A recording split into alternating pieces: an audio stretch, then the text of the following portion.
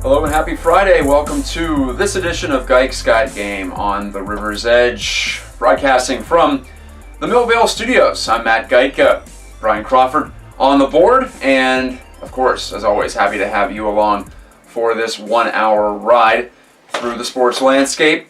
If you would like to send me a question or a possible topic for a future show, of course it's too late for that now, as we are already underway here on this Friday morning if you're listening live, bright and early, or via the YouTube or the podcast version at riversedgepgh.com. But if you would like to reach me, you can find me on social media, Matt Gajtka, MattGajtka, on Twitter, and Matt Gajtka Sports Media on Facebook, or you can fire off an email, matt@dkpittsburghsports.com. That's the website for which I work full-time, in addition to this and some other freelance gigs on the side. But this is always one of the highlights of my week, and I've had a nice couple of days here to recuperate and refresh from my usual gig as Pirates beat reporter for dkpittsburghsports.com. I had an opportunity to kick back and enjoy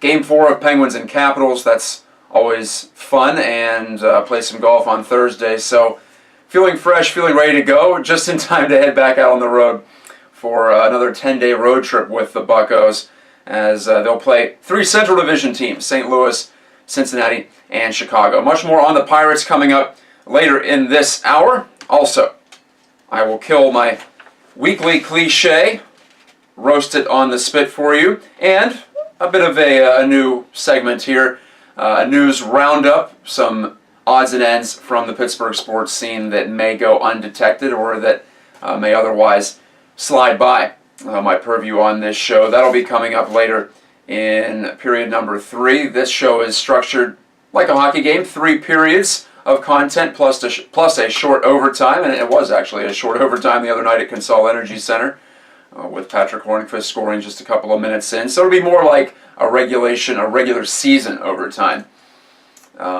In terms of length, I always try to put a little capper on it, but the 3 periods are the meat of the program. I'll also get into just how close this Pens Capitals second round Stanley Cup playoff series has been, and how that's actually a lot of fun. And actually, for me, even someone who likes to make sense of things and prefers to dig deep and figure out why events are playing out as they are, sometimes a series like the one that's going on right now can free up all of that and just allow us to kick back and enjoy. If you're a Pirates fan, you're probably not enjoying the early season slump once again of Andrew McCutcheon.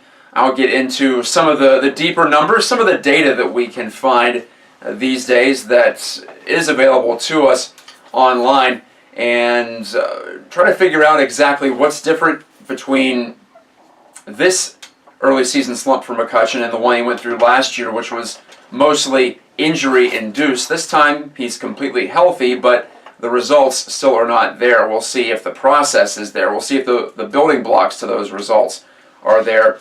That's coming up in period number 2. And as usual, any other kinds of things that pop up along the way in addition to the usual script, that's all up for grabs here on Gike's Got Game. We look at the larger trends, and we also dig into the details, because I think both sides of the spectrum are worthy of our attention. And most worthy of our attention, at least at the start of today's show, Pens hockey has once again enveloped our community. As I walked in to the studio this morning, I ran into a guy wearing one of the Penguins jerseys from the mid-90s, the one that Snoop Dogg wore in the Gin and Juice video. So you know, when those are busted out the Pittsburgh diagonally down the chest, that people are into it, people are fired up, and it's fun to be in a city like Pittsburgh when a team of ours is going on a playoff run, and especially the Stanley Cup playoffs, which can be a season unto itself, just how long it'll last if your team is doing well. So I suppose if it's painful, it's usually quick and painful, and if it's enjoyable, then it does tend to last for weeks, and well, we're working on almost a month now, in fact, since the playoffs began. The Penguins blitzing through the New York Rangers, as I thought might happen, and it wasn't just me, it was many people. both in the traditional media and also some of the advanced analysis set that is online. Some of those folks, I try to blend a little bit of both, but I lean more toward what's out there from a data standpoint, and the numbers told us that the Penguins were vastly superior to the Rangers, even though there wasn't that huge of a separation between the two in the final standings. But the Penguins took care of New York in 5 games, much like New York took care of them in 5 games in the previous season. So we have the series that may end up being the de facto Stanley Cup Final. I think right now it would not be a stretch to say these are the two best teams in the National Hockey League, the Penguins and the Capitals.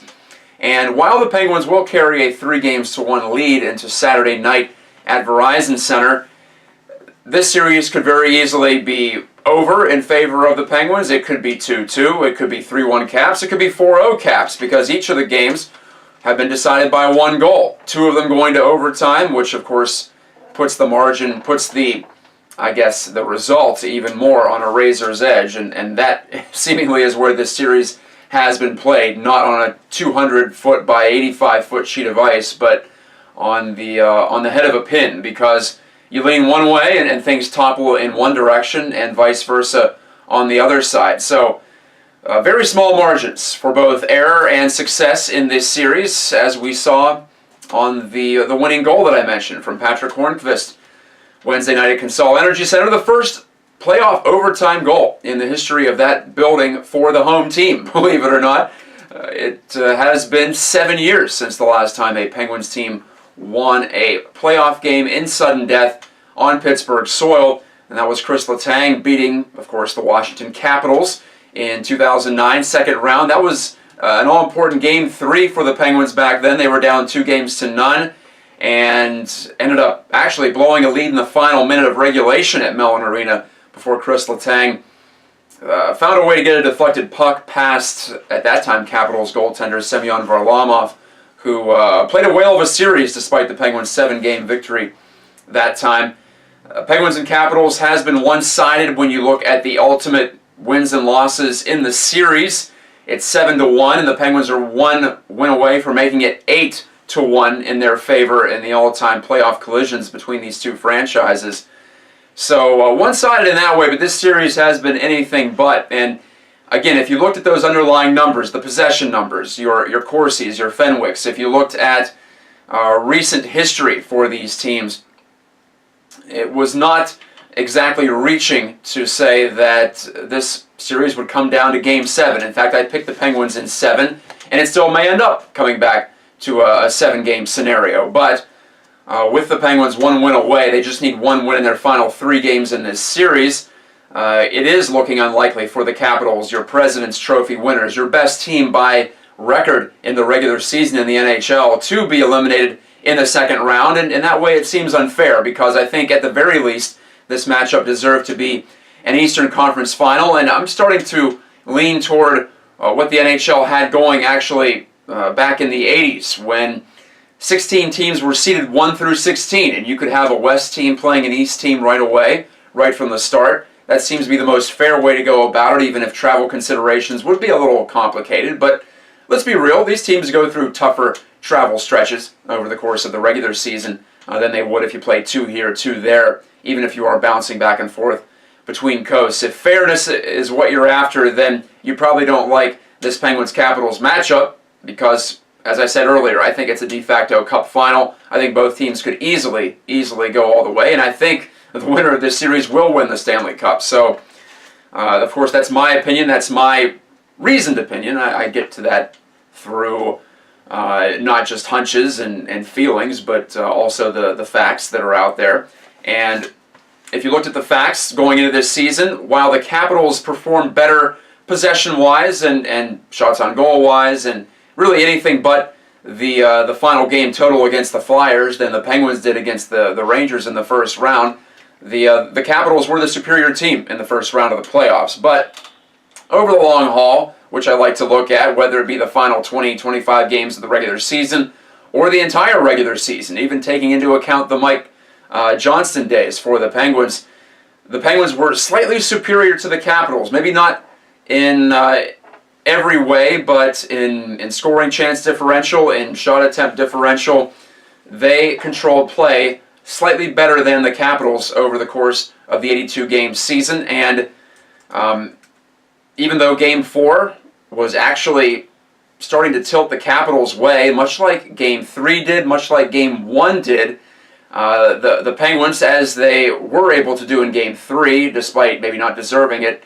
at all, they did win the game. And they have reached a point now where they have a little bit of margin for error, even though they would not like to use it. But my greater point about this series is that things are so close, and I say the Penguins were superior. It was by a small margin, and as you're seeing in this matchup these past several days as we head into Game 5, these teams are neck and neck. They are close, and in some ways that can allow someone like myself to just say, all right, they're close, whatever, we'll throw the numbers out and see what happens, and just sit back and enjoy. And this is a true toss-up series in my mind, even if the Penguins win it in 5.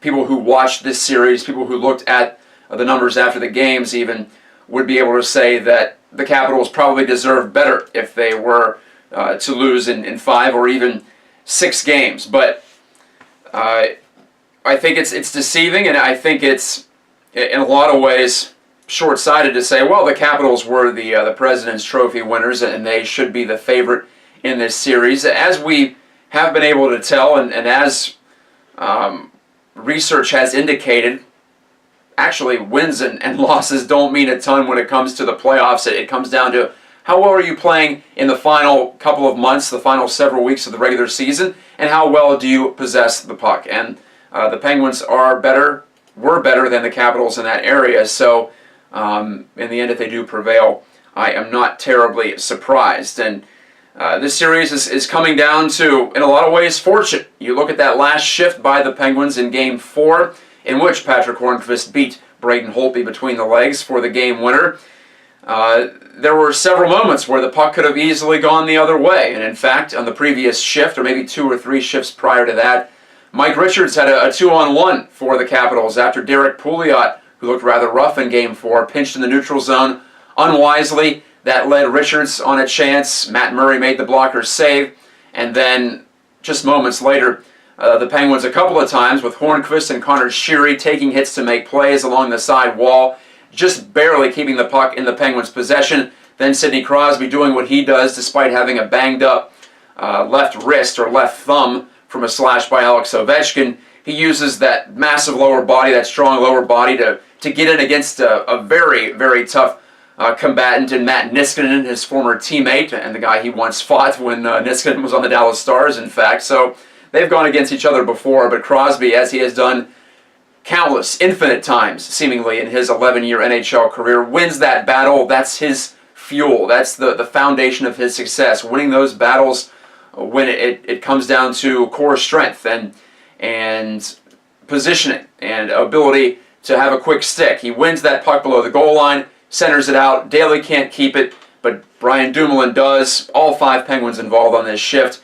And then again, good luck or fortune comes into play. Dumoulin fires it toward the front of the net. It deflects off of Pittsburgh native Mike Weber's stick twice. He swats it right to Hornqvist, who, by his admission, was just shooting it hard on net. He wasn't picking a spot, and it happened to go between Holtby's legs. So I will never say that hockey is a game of pure skill, because there is quite a bit of randomness to it. It could be, in fact, our most random major league sport.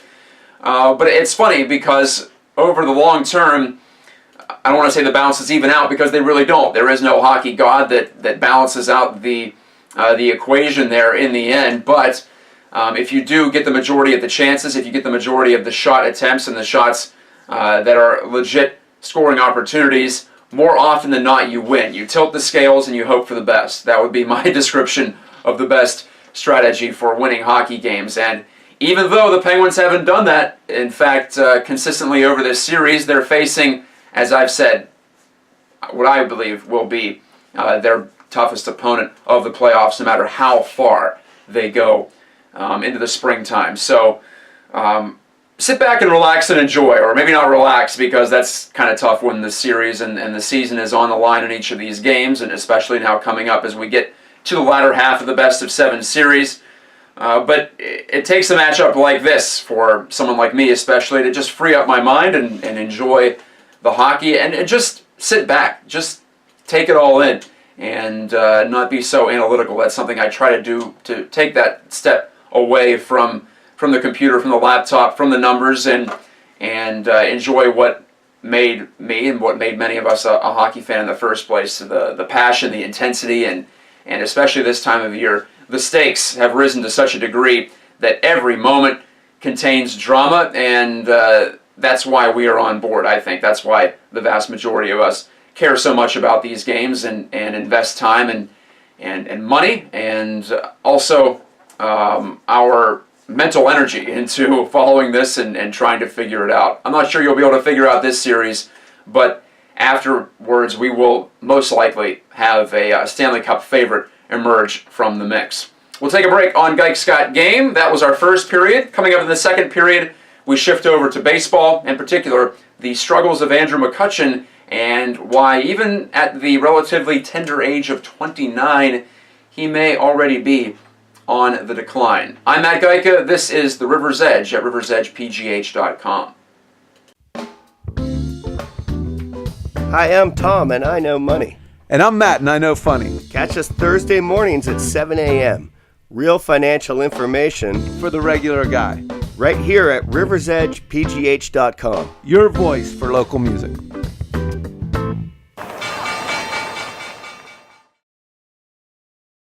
Welcome back for the second period. I'm Matt Gike, and this is Gike's Got Game on the River's Edge, found at riversedgepgh.com. A new kind of radio, and I try to make this a new kind of sports talk. But first, before we get back into that, join us later today, live broadcast outside right here in Millvale on the banks of the Allegheny River. It's Millvale May Days. We're outside this Friday today, 12 to 5 p.m., and also on Saturday, tomorrow, 12 to 4, at the Millvale Studios. You can find us right next to Pamela's here, and please do join in the fun for Millvale May Days. And also, coming up next week, May 12th, in fact, if I can check my calendar, that would be a Thursday. Work Hard Pittsburgh in Allentown is the event. It's a discussion on the state of podcasting with panelists Buzzy Torek and Professor Buzzkill of the Epicast Network, Katie Dudas of the Scare House podcast, Jim Crenn, you know his name, of the Pittsburgh Podcast Network, and our own Brian Crawford, who is just to the right of me today. The panel is hosted, or will be hosted, by Michael Sorg of Sorgatron Media. Follow PCPGH, that's PCPGH on Twitter for more details. That's Work Hard Pittsburgh in Allentown, May 12th, Thursday, May 12th. Looking forward to that coming up. And looking forward to period number 2 of Gike's Got Game for this May 6th, 2016. Thank you for listening or watching if you are on our YouTube stream. Relatively new, but happy to present that to you. Different ways to consume the content, to use kind of a media wonk term, but hope you'll forgive me for that. It was hockey talk, all hockey talk in the opening segments, but now as we move into the second period of action, let's talk Andrew McCutcheon and the Pittsburgh Pirates. And I've been very bullish on the Pirates' offense, or I was coming into the season, and they had, in a lot of ways, their finest April of the century at the plate. Even though they have left more than their fair share of runners on base, they've been getting runners on base, and they have been doing all of the things, all the process-oriented things, which we hear quite a bit in sports these days, but it doesn't make it any less relevant. The Pirates have been taking care of those incremental things that add up to the big things, like scoring runs and getting wins. And in fact, their run total from April was the second highest in franchise history, behind only the immortal, and I put that in scare quotes, the immortal 1996 Pirates team, which, yes, I looked back at it, and it was a pretty solid lineup. Rookie Jason Kendall at the top, catching and hitting first. Jay Bell, Jeff King, Carlos Garcia, among others, but not a lineup that you would imagine to be at the top of the charts in franchise history and anything offense related. Surely a solid team, but it just shows you some of the, again, randomness of sport. And of course, we try to dig through that and find the signal in all of that noise, to borrow a term from data journalist Nate Silver. And the Pirates have had plenty of signal in the early going, even though their sweep loss, there's always a hard way to describe that. You say a sweep and people assume that it's a win. You swept the team, but you could suffer a sweep, I suppose, and the Pirates did at PNC Park to the Chicago Cubs, presumably everyone's best team in baseball. I say everyone, not really believing that, but it's close to everyone, it seems, and there is good reason why Chicago is the World Series favorite, and not the White Sox, who actually have a better record right now than the Cubs, or at least they did coming into the week. But the Chicago Cubs are talented, as the Pirates saw this week. It's not just about the position players, which get plenty of the hype. All these youngsters like Anthony Rizzo and Addison Russell, Dexter Fowler, not so young, but still a viable player. He tore up the Pirates once again. Javier Baez, Jorge Soler, almost the forgotten prospects, but they've moved into more prominent roles with some injuries. And even with injuries at the catcher position and the late 30s version of David Ross behind the plate, this Cubs team can still put up the runs. They can still grind out the at-bats, much like the Pirates have. And what the Pirates don't have that the Cubs do, as we saw this week at PNC, is pitching. Starting pitching.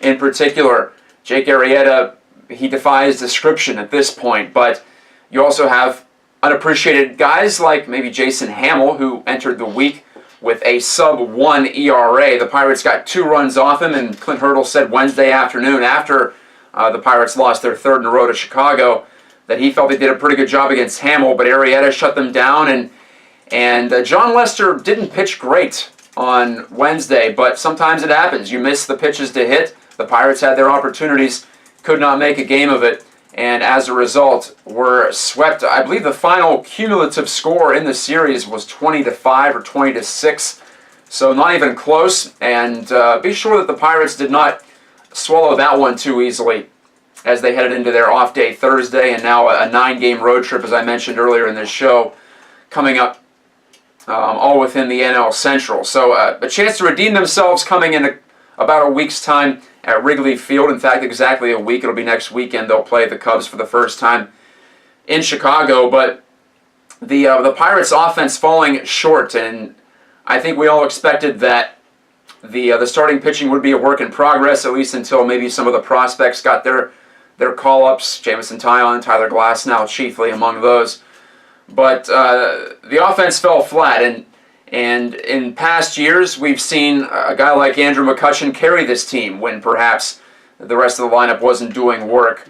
But as I wrote on DK Pittsburgh Sports this Thursday, yesterday, if you're listening live, Andrew McCutcheon may not be in the position to carry this offense anymore. And I know it's tough for people to grasp this, but position players especially in baseball peak in their mid to late 20s. And Andrew McCutcheon is 29, going on 30, coming up later this year. So he is, in all likelihood, on the decline unless he is a historical anomaly. And even though he might be, and of course he is more talented than most, Father Time comes for all, as I wrote earlier this week. And last year, it was a familiar script, and to be clear, Andrew McCutcheon has always been a slow starter in his career, going back to his days in Double-A. In fact, when I asked him what's changed in his career following that 3-homer game, I had a chance to talk to him along with several reporters in Denver last week.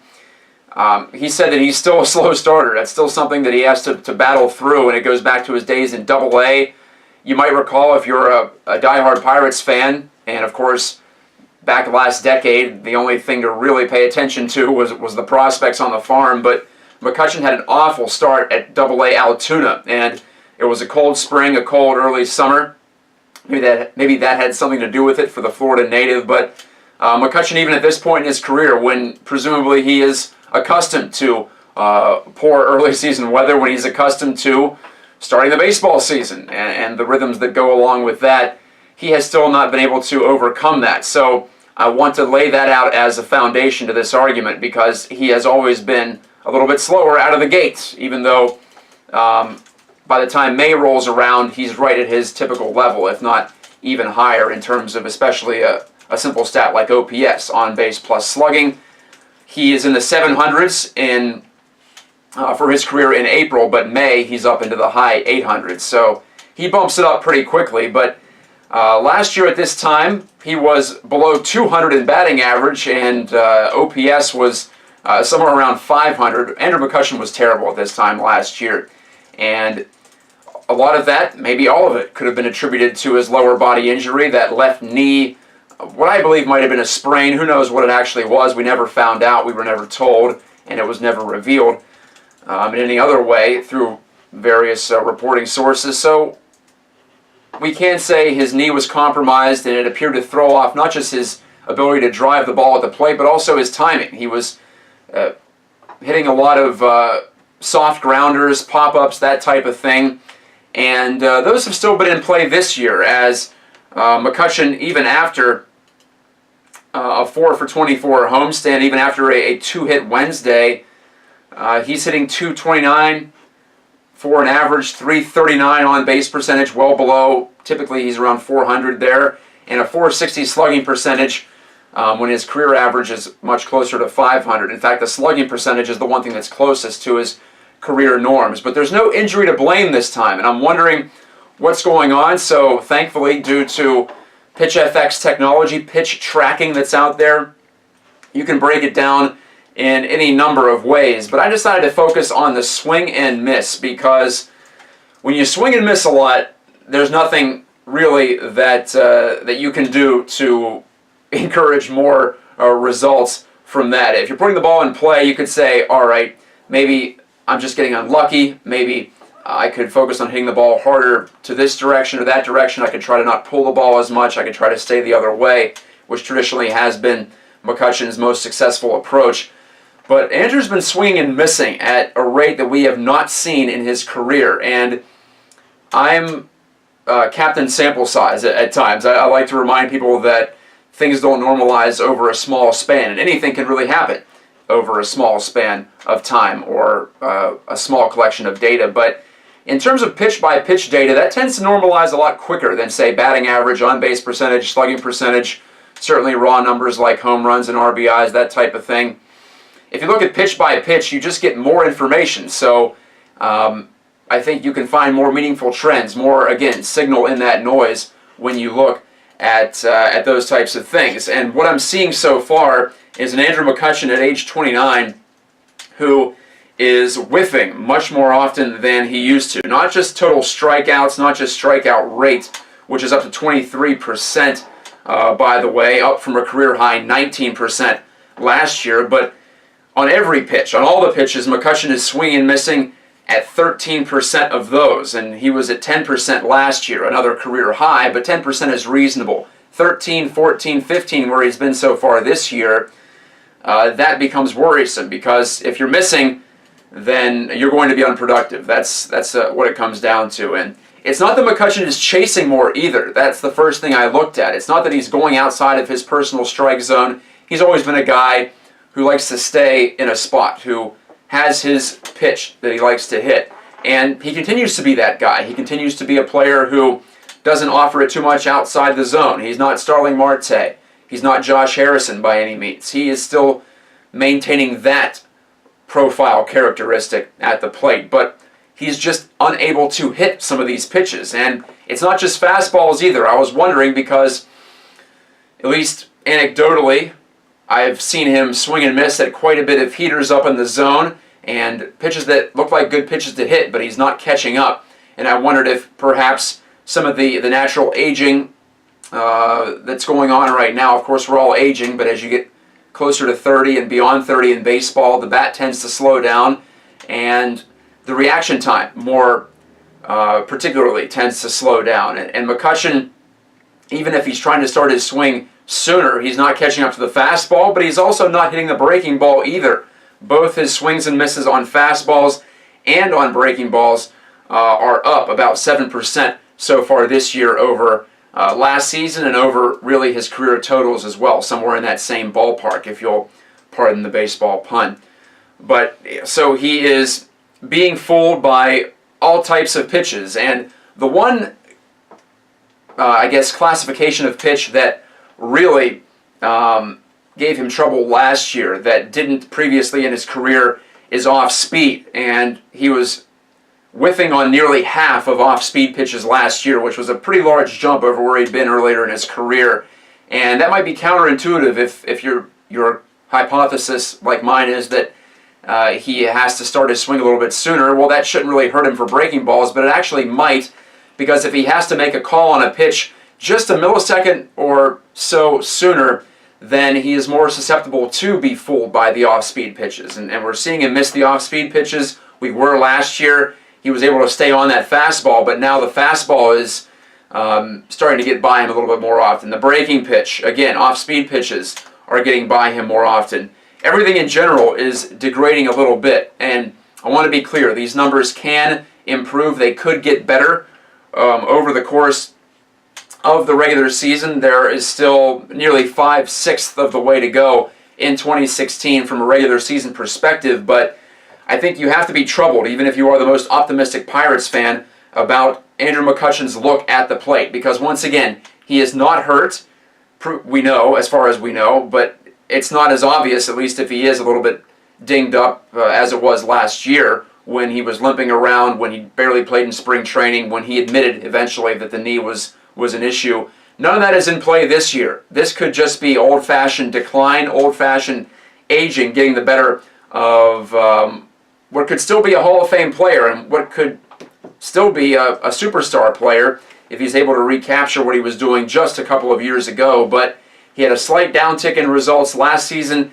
and I would bet that that will continue along this path. Even though, as I mentioned, the slugging percentage is still up there. If you look at exit velocity, some more of that data that's available to us now, he's 41st in the majors with an average exit velocity of 93 miles per hour to round up. So the bat still packs a wallop. It still packs a punch. He's just not getting the bat to the ball as often, and that could be the most negative trend for McCutcheon beyond all the drop-offs in your relevant results categories. So something to watch and something to keep in mind. Some players slowly fade and some players crater, and some players fall off drastically, and who knows what McCutcheon will be.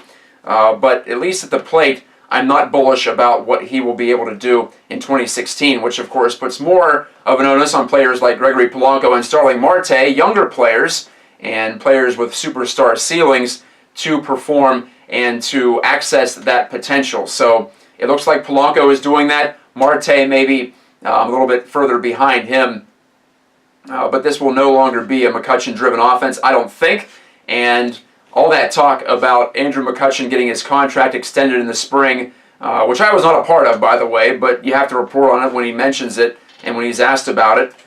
I think that's premature because the Pirates are going to have him, if they activate his final year option, through his age 31 season, so this year plus 2 more. These are going to be the best years of McCutcheon's career, and all indicators would say that he is already ticking downward. So we'll keep an eye on that, and of course, obviously, so will the Pirates as they try to stay in this National League Central race, but already 6 games behind the Cubs after getting swept at home. And when you're a team who I think has a little bit less talent than the team you're chasing, that's going to be tough to make up the rest of the way. Let's take a break and bring it back for period number 3. This is Gike's Got Game on the River's Edge. It's time to kill a cliche and deliver some news roundup in quick hitting form. That will be coming up after this on Gike's Got Game.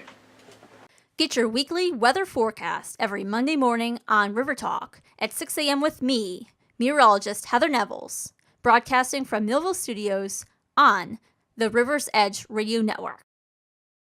Third period time on Gike's Got Game. I'm your host, Matt Gajtka. Brian Crawford on the board with me today, and thank you for watching and listening here at riversedgepgh.com. Before we move on, join us Sunday the 15th at Hambones in Lawrenceville. We will be broadcasting their weekly acoustic brunch. Sounds fun. live at riversedgepgh.com and recording that week's River Talk with Brian Crawford on location. Follow us at River Talk PGH on Twitter for updates. And follow River Talk every week to meet the artists performing at the Layer Cake Festival. That's June 3rd through the 4th. Follow Layer Cake Fest, just how it sounds, on Twitter for more details. So, as you can tell, Twitter very important to us. I follow it, or I use it quite a bit in my job, and it's a good way to keep up to date with what we're doing. Again, our station account, River Talk PGH. No spaces, no underscores, none of that nonsense. That's how you find us on Twitter. And good to be part of the River's Edge family. On to the third period, and in addition to my slaughtering of a cliche every week, ritualistically, I want to add something new as well, a news roundup.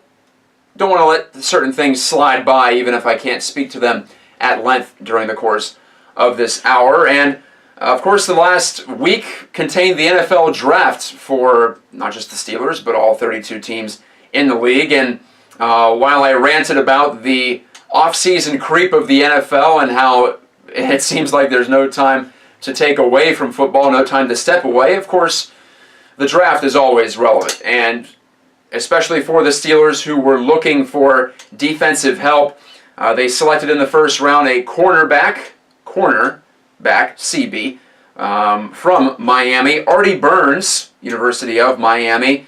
And even though he didn't appear to be the top talent in the first round at that position, the Steelers, of course, having made the playoffs, were once again in a spot where they may have had to compromise and settle and go for a position of need for them, even though there may have been better athletes out there in general. They also took, the Steelers did, Sean Davis, a second-round safety from Maryland. He played at corner at Maryland, but he projects to be a safety-caliber talent, a safety player in the NFL. So our Jason Mackey at DKPittsburghSports.com indicated that the way the Steelers have focused on defense has been unprecedented in franchise history. Over their last two drafts, they've gone in the vicinity of 2/3 defense in their draft picks, if you just break them down, no matter which side of the ball or depending on which side of the ball they're on. This is a franchise that has certainly built its reputation on defense going back to the 70s, but they have never devoted this many draft picks in back-to-back springs to that side of the football. So, you know where their priorities lie. You know where they feel they need to get better. The offense is terrific, has been terrific, whether it's been run by Bruce Arians or in recent years Todd Haley, but this D needs more talent, and I think they're realizing, especially in the defensive backfield, that there is no replacement for talent. You can't exactly just try to get by with undrafted free agents, with guys that are off the scrap heap, so to speak. You have to go and get the youngsters, and it may have taken them longer than some of us would have preferred, but the state of their defensive backfield in recent years, in the last 2 years, I would argue, has submarined their Super Bowl chances. So here they are, drafting according to need, and no shame in that, certainly, for the Steelers this time around. The Pittsburgh Riverhounds stuck in neutral so far. I haven't been able to get to a game since their opener. Well, that's because the Hounds have been on the road quite a bit so far. They rallied to get a tie at Toronto FC2. They also did the same thing. Well, they tied. They did not rally. They were actually ahead in Charleston, South Carolina, against the Battery. Very difficult team to get a result against. The Hounds did, but they are still in search of win number one. And they also drew at Louisville, too. So they are 0-2-3, winless in 5. They had a game snowed out at Highmark Stadium, so they'll have that home match, that home date to make up later in the season. So they've only played at home twice, but certainly they are feeling the urgency at this point, and they will host the third-place New York Red Bulls 2. New York Red Bulls 2, of course, the feeder franchise of the MLS team, but they'll host them, doing quite well in USL so far, the third tier on the U.S. soccer pyramid, coming up on Saturday at Highmark Stadium. I'll be out of the state. I'll be in St. Louis to cover the Pirates, but I am planning on being on several of the Hounds broadcasts again this year. That was something that I really enjoyed last season, and I would definitely enjoy seeing more results from the Hounds, who are having to contend with the absence of Rob Vincent, their leading scorer last year, one of the most prolific scorers in all of American soccer last year, who has moved up to the DC United of Major League Soccer. So we continue to wish him well here in Pittsburgh, but the Hounds could use some more scoring punch, even though newcomer Romeo Parks has taken care of that. He continues to punch in goals and get the job done for them. He has scored in 4 consecutive games, so that is quite simply excellent results. But the Hounds have not been quite as prolific at the start of this season in scoring as they were last year. Maybe that was unrealistic to expect, as they were simply filling the net for almost all of last season. But in the standings on the USL table, not quite where they were at this point last year. So you just hope for Mark Steffens' sake, the coach, that they will be able to turn that around. And I still think they have plenty of talent. I still like the way they play soccer, that Dutch brand of soccer, total football, if you will, where players overlap and guys are able to be versatile, and guys are asked and demanded upon to be versatile and move up the field if you're a defender, move back if you're a forward, depending on the situation. So ultimately, I think that's a sound strategy, but at the same time, over this admittedly small sample, it has not produced a win to date. One last thing on the news roundup, a shout out to my old friends at Robert Morris Women's Lacrosse. They've made the Northeast Conference postseason for the 2nd consecutive year, and a really excellent coaching job by Katie Phillips and Katrina Silva over there in Moon Township. I'll be watching this weekend to see how they do. I was their sports information officer along with my duties with the men's hockey team at Robert Morris last year at this time. So always keeping an eye on them and making sure that they get their share of publicity when things go well, certainly. But that's your news roundup, some odds and ends from the Pittsburgh sports scene. And now on to one of my favorite times every Gike's Got game, one of my favorite segments. In fact, it's been our longest running repeating segment on the show. It's Kill the Cliche, and it ties into what I've seen and read and heard from some media personalities and reporters and bloggers out there this week in relation to the Pirates. I've heard "don't panic," and that one always makes me laugh because, first of all, you're not going to be able to convince someone who is panicking not to panic. That's just not possible. A person's going to feel how they feel. But I always find it odd when media people try to tell fans how to process things and how to feel.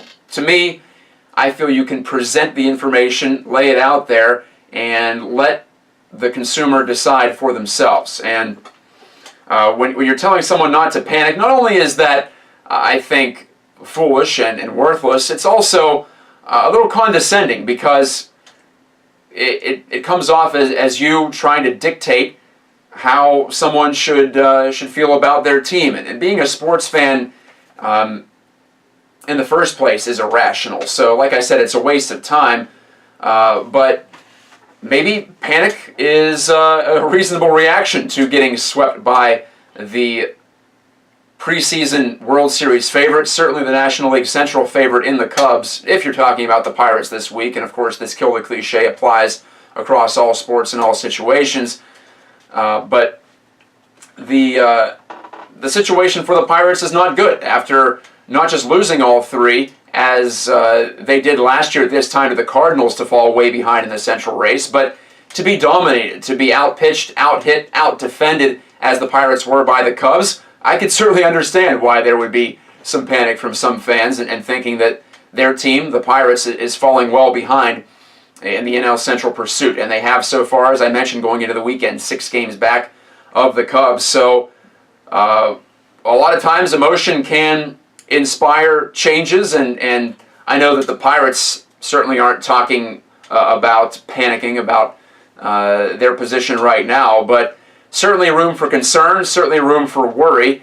And if a fan, which by the way is short for fanatic, if a fanatic wants to react emotionally, then let them do so, and don't tell them what to do. It doesn't really seem to be a worthwhile use of time and energy and effort. So if you want to say the Pirates are going to be fine, which I think they are going to be fine, I'm not sure if they're going to win the NL Central at this point, but if you want to say that, then say that. But don't tell people how to feel. That's not only a cliche, but I think it's actually, as I mentioned, turning your nose up at the unwashed masses, if you will. So I would say if you are in the media, stay away from the don't panic thing. Or even if you're a fan talking to another fan, let others react how they're going to react. You can only control what you can control, and that's what's inside your own mind. Let's step out for our final break and bring it back for overtime, where we dig even further into the details of one of the more difficult things to understand in the sports world.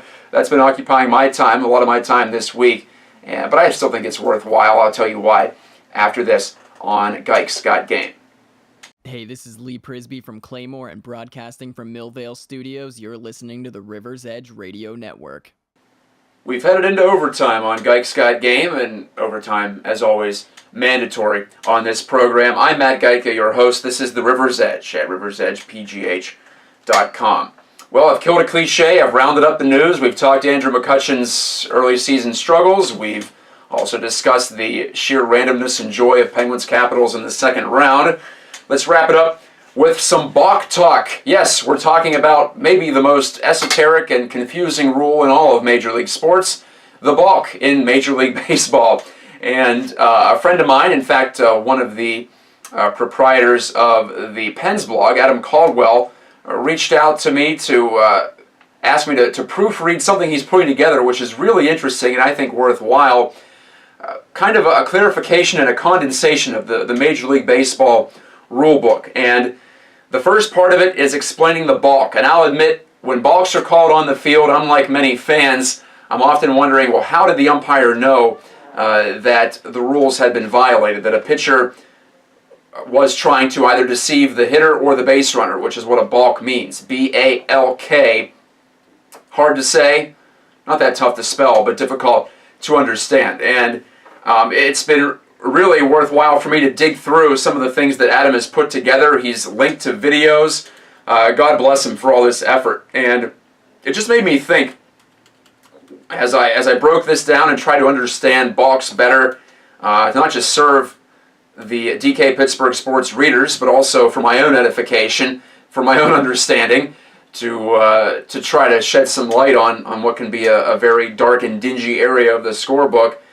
But I thought about how details are so crucial to our enjoyment as sports fans in a lot of ways, and it reminded me of how there's something for everyone in sports. If you just like to watch teams in bright colored uniforms, or you like to watch aesthetically pleasing activities, then the swirl of color in a hockey game, the pastoral setting of a baseball game, the brutal beauty of a football game, they're all there for you. You can enjoy it at that level, and I often do. That is something that comes to the front of my mind when I'm at a sporting event live, especially, is just how beautiful it all is and how much it is for the brain to take in and process, and the sheer aesthetic enjoyment that you get from that. But then there's the other side. There's the left side of the brain, and my left side can often take over my right side to my detriment. But I think that the intellectually stimulating part of sports is also a massive draw for some people, myself included.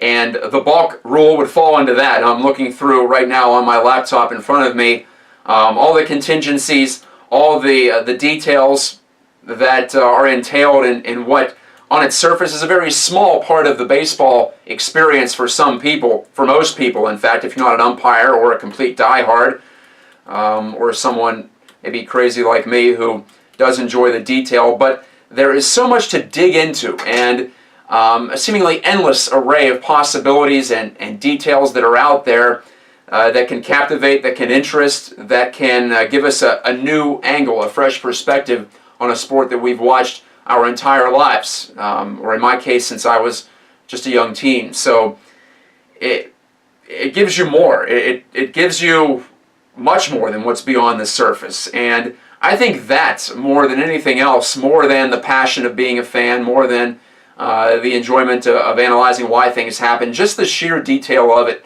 just the massive amount of information and intricacy that is inherent in a sport like baseball, that can keep you engaged for life. And I think that is where the addictive quality of sport comes into, is even though you can be a lifelong fan or a lifelong sports reporter or a journalist or an observer, whatever you want to classify yourself as, there's still something out there that you may not understand as well as you want to do. And that's been part of my joy of being on the Pirates beat too, is being able to ask specific questions about what a hitting coach means when he says to stay inside the ball, or what a hitter was thinking, or what a batter was thinking when he was facing an 0-2 count, and a pitcher who likes to throw sliders outside but also likes to come inside with the fastball in this situation. All those details provide a richness that I think can keep us all attached, and I'm so grateful for all the details, even though they can be, as I mentioned, esoteric, tough to grasp, at times seemingly meaningless. But I guess if you say a detail is meaningless, then the whole thing could be meaningless. And not to get into a philosophical discussion at length, but I have always thought that not only is the devil in the details, but sports fan heaven can be in the details too, if you really, really want to get into the deepest level of the thing that you enjoy spending your time watching and engaging with on a day-to-day, week-to-week, month-to-month, year-to-year basis. Thanks for watching Gike's Got Game. Thanks for listening to Gike's Got Game. Of course, we are multimedia here. I appreciate Brian Crawford being with me on the ones and twos for this Friday, if you have enjoyed us live. If not, we are available at riversedgepgh.com, as you probably know, in the podcast form, in the video form, via the YouTube portal as well. I've been Matt Gike, and as always, I'm reminding you that when the radio fades, you know life's moving fast. Have a terrific week, and I'll talk to you again, one more time at least, here on the River's Edge, as long as they'll have me back. Thank you again, and God bless you. Talk to you soon.